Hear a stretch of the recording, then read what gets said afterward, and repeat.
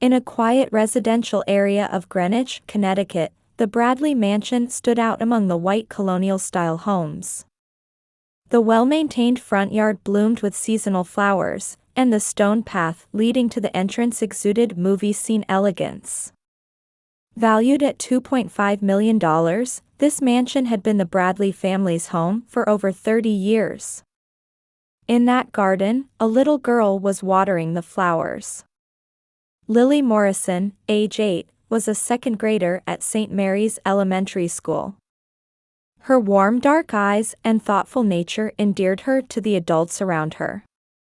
As usual, she was stopping by her grandparents' house after school.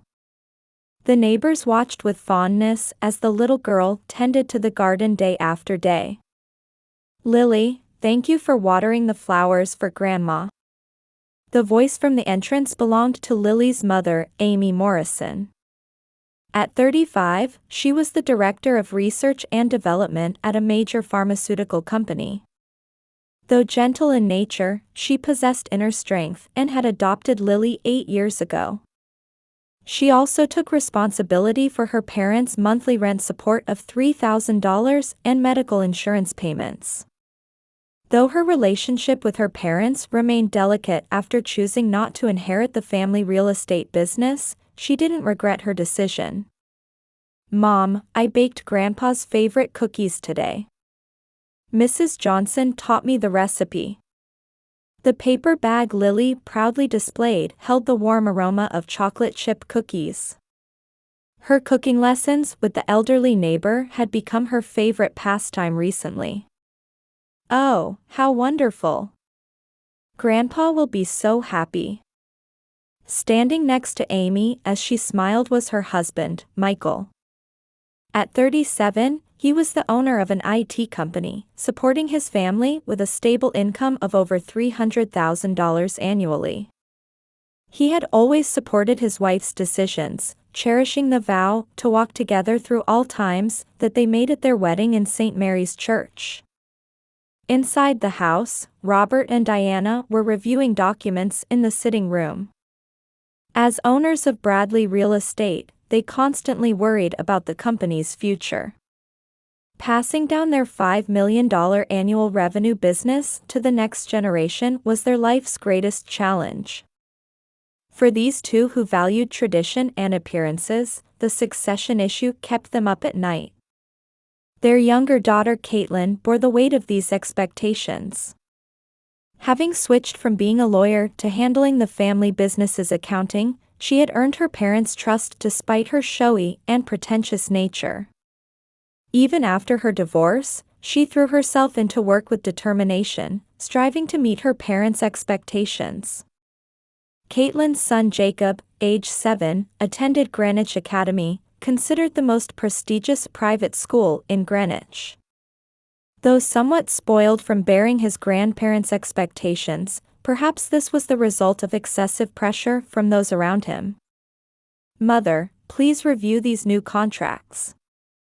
The business meeting at La Scale went well. Diana began reviewing the documents Caitlin handed her. Even in this digital age, both parents preferred paper documentation. Caitlin accepted her parents' old-fashioned ways with an understanding smile. No one noticed the ulterior motives behind that smile. As dusk approached, the light through the windows gradually softened. Lily had finished watering the last of the garden flowers, wearing a satisfied expression. Neighborhood housewives returning from Whole Foods Market waved kindly to her. Amy felt a quiet happiness as she watched her daughter. In December, Greenwich was wrapped in Christmas lights. Preparations for a lavish party were underway at the Bradley Mansion. Antique ornaments elegantly adorned the Christmas tree that reached the living room ceiling, and inherited stockings hung above the fireplace. "Grandma, can I hang this wreath too?" Lily carefully held her handmade wreath. Made at St. Mary's Church's Christmas workshop, it possessed a simple beauty decorated with ribbons and pine cones. "Yes, let's hang it at the entrance."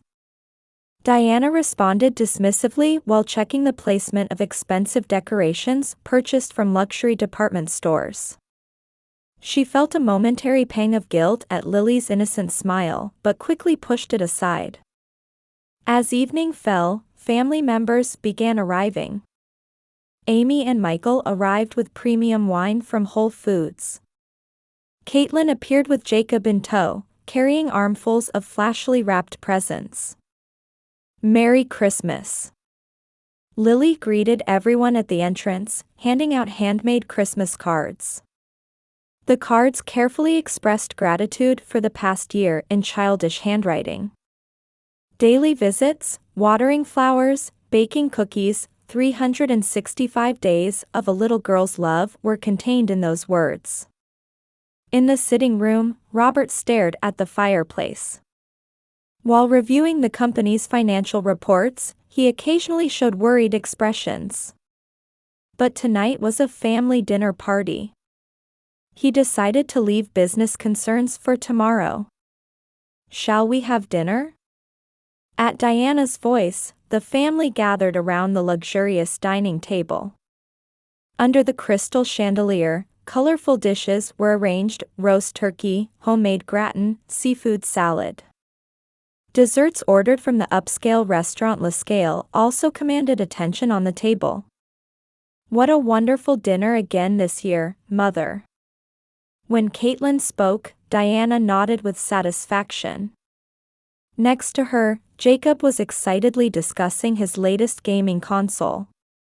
Beside them, Lily quietly ate her food, eagerly anticipating the gift exchange. After dinner came the time for exchanging presents. The whole family gathered around the fireplace. Under the tree, a mountain of presents wrapped in colorful paper had formed. "Let's start with Jacob." At Robert's signal, the gift exchange began.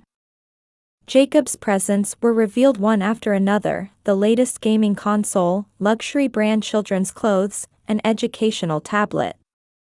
Cheers arose with each opening. Lily waited for her turn, her heart full of expectation for her grandparents' gifts. The daily visits, time spent together, shared smiles: surely, Grandpa and Grandma must.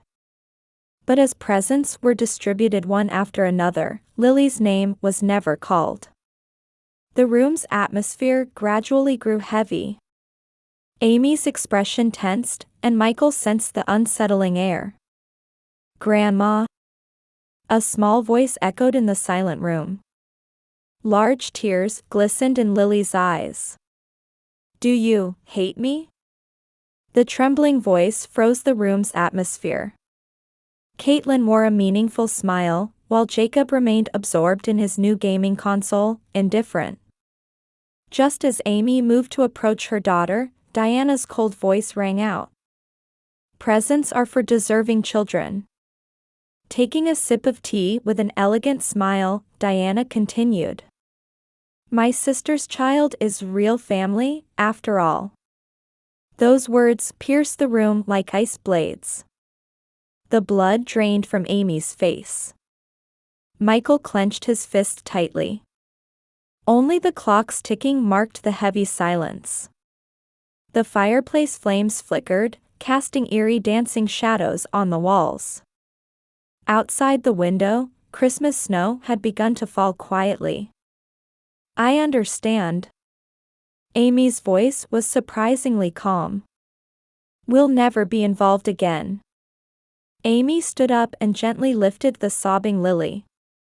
Michael embraced his wife and daughter's shoulders, and the three walked silently toward the entrance.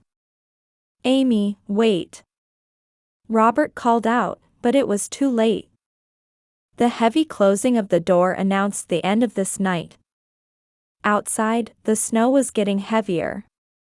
Car headlights illuminated the white snow. In the back seat, Lily still clutched her handmade card with trembling hands. The words, "To my beloved Grandma," were still lovingly written there. The bustle of Christmas remained in Greenwich. Hymns flowed from St. Mary's Church, and warm light leaked from the windows of homes. But in the Morrison family's car, only silence filled the space. Michael occasionally glanced at his daughter in the back seat through the rearview mirror.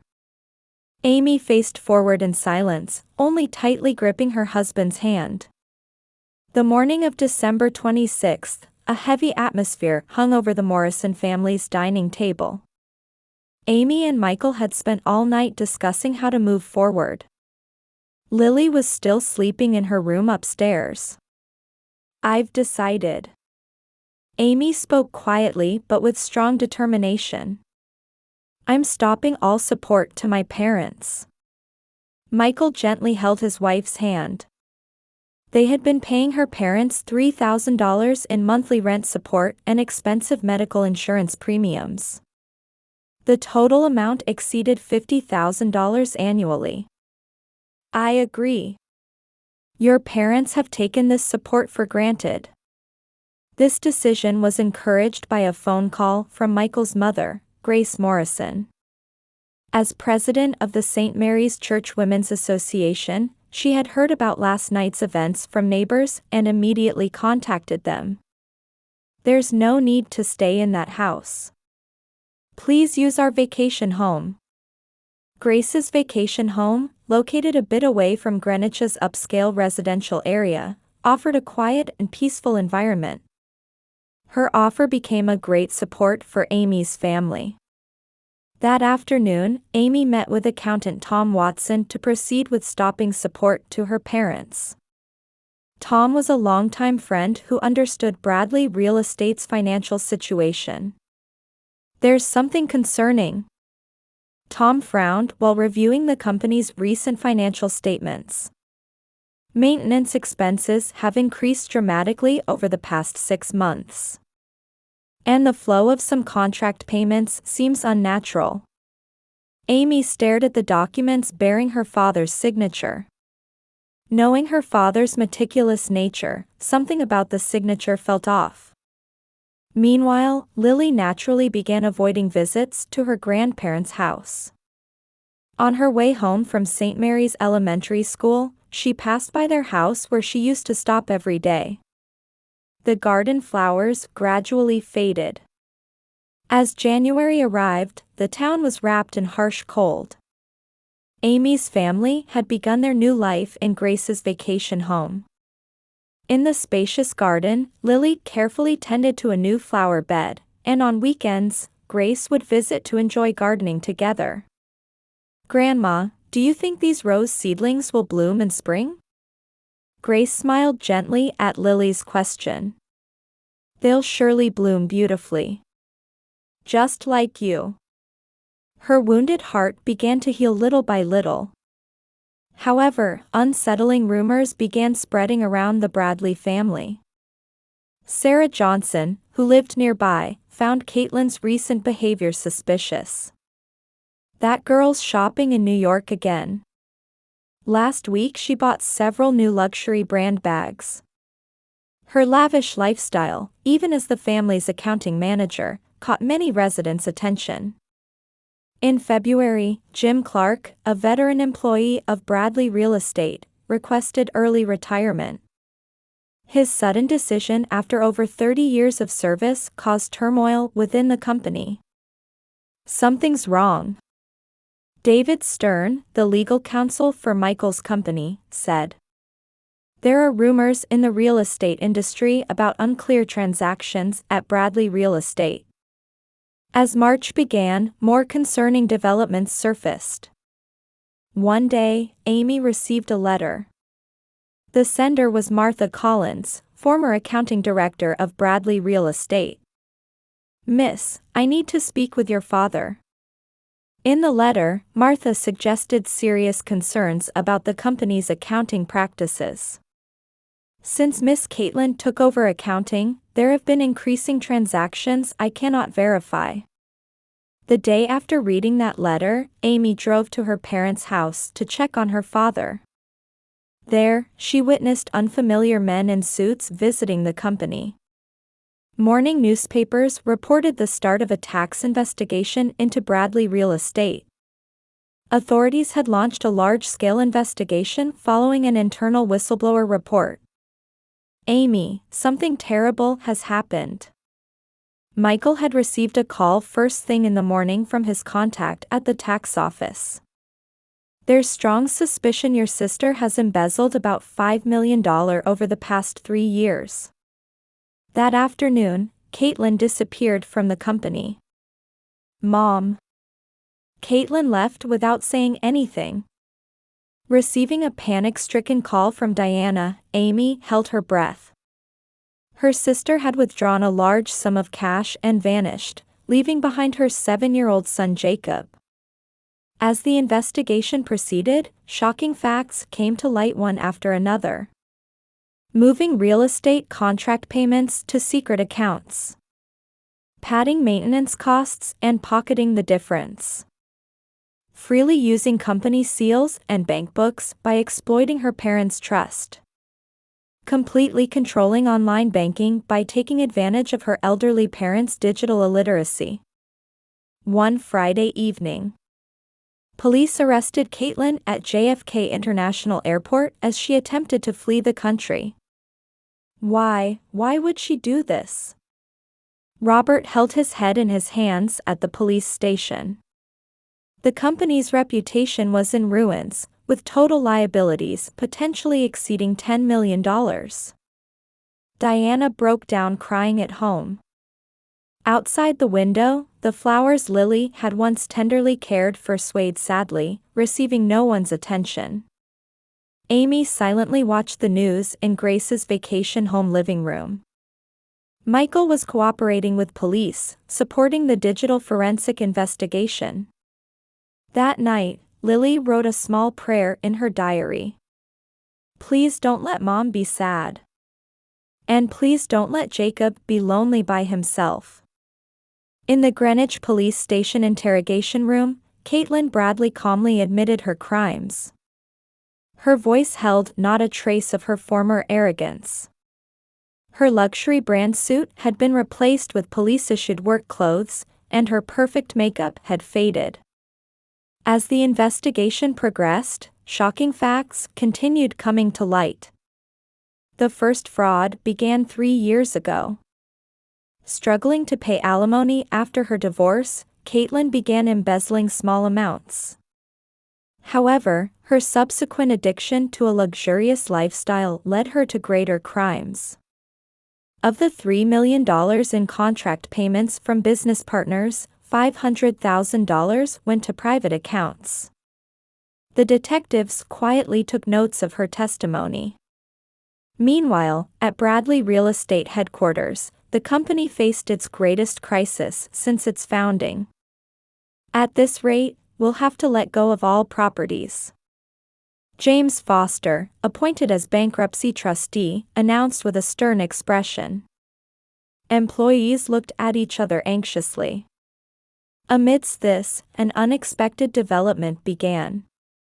Mrs. Johnson, who lived nearby, submitted an album to the police.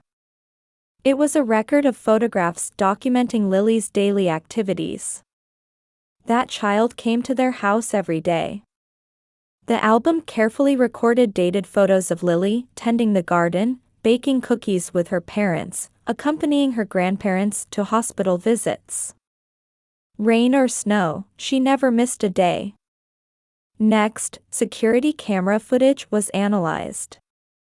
There are records of visits for 367 days straight, without missing a single day. The police technician reported.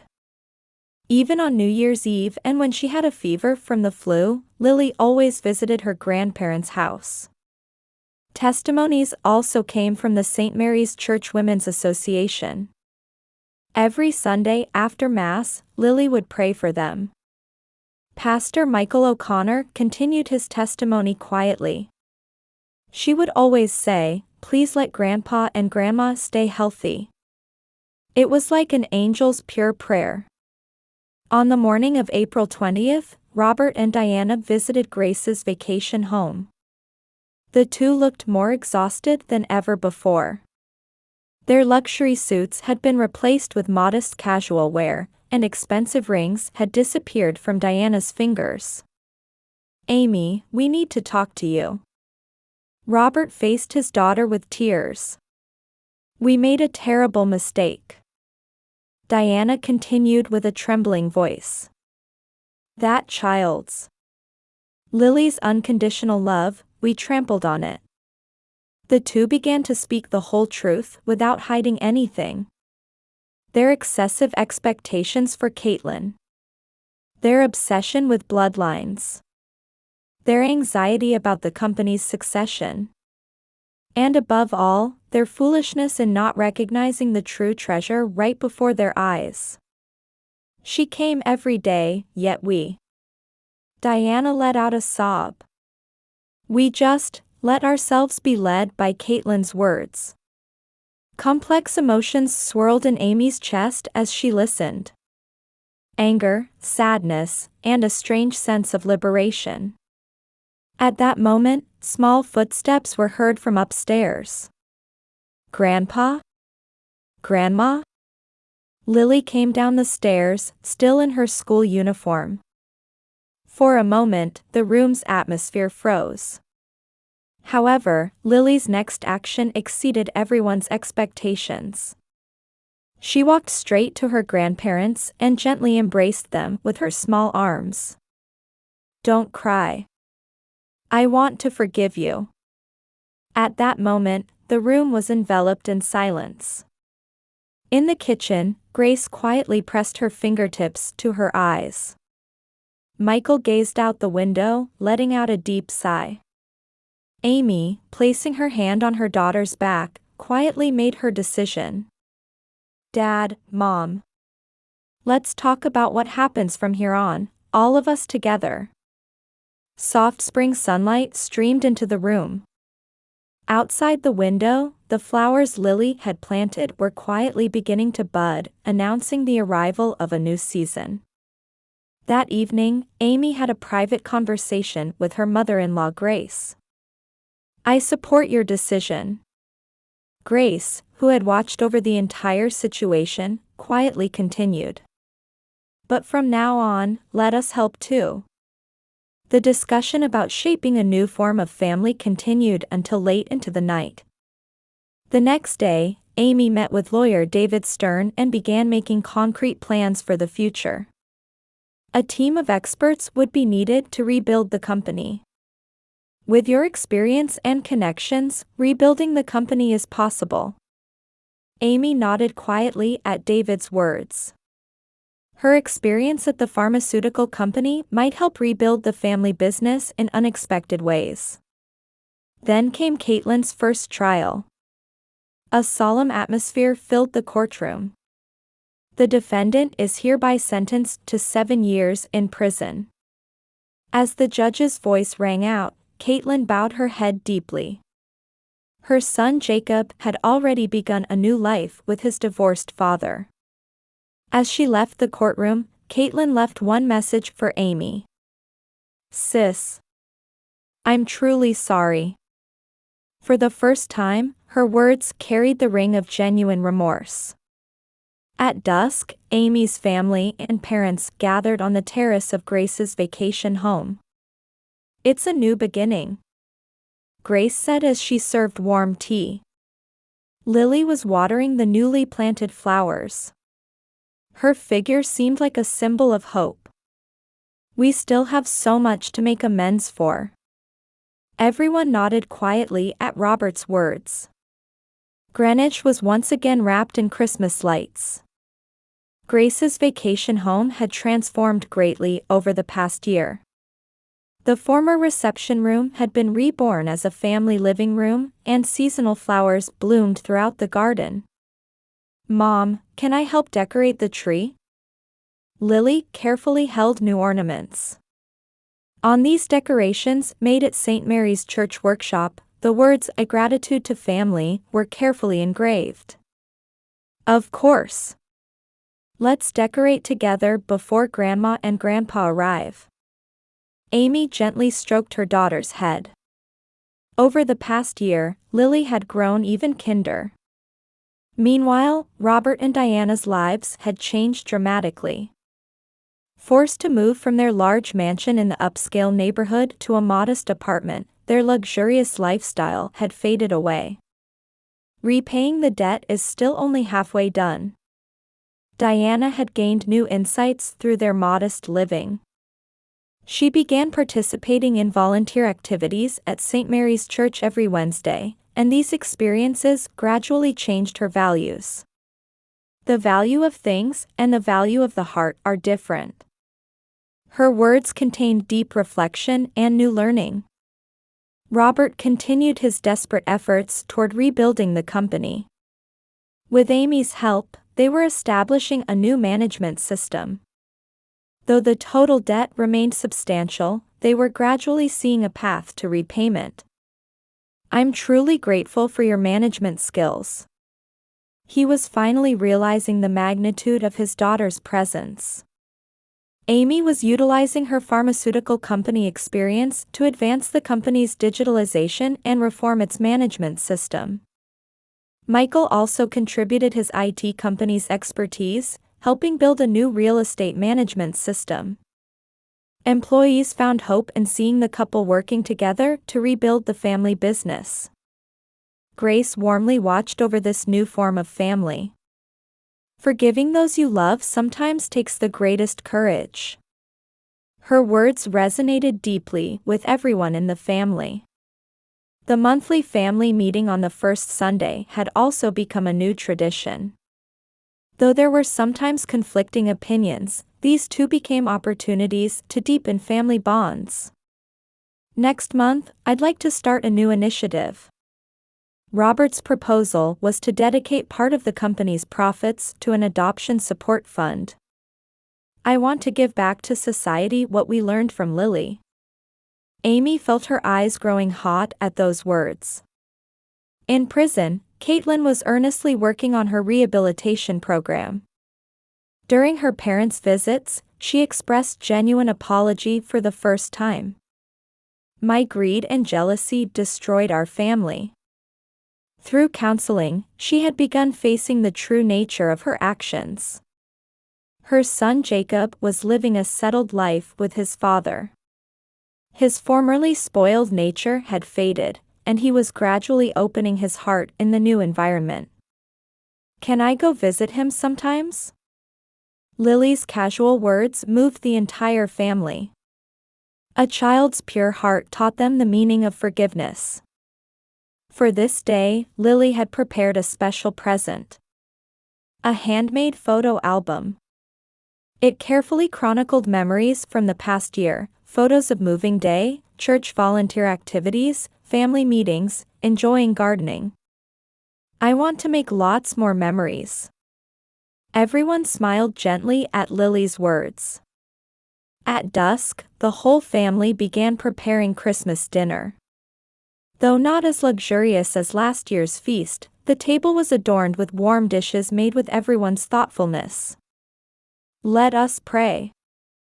At Grace's words, everyone quietly closed their eyes. "Lord, thank you for giving us awareness and forgiving hearts." The sound of "Amen" quietly echoed through the room. Outside the window, light snow had begun to fall. "Look." At Lily's voice, everyone looked out the window. Small lights illuminated the trees planted in the garden. It was Michael's secretly prepared Christmas surprise. "It's like a starry sky." Diana teared up at the sight. There was a heartwarming beauty there that couldn't compare to the former luxurious decorations.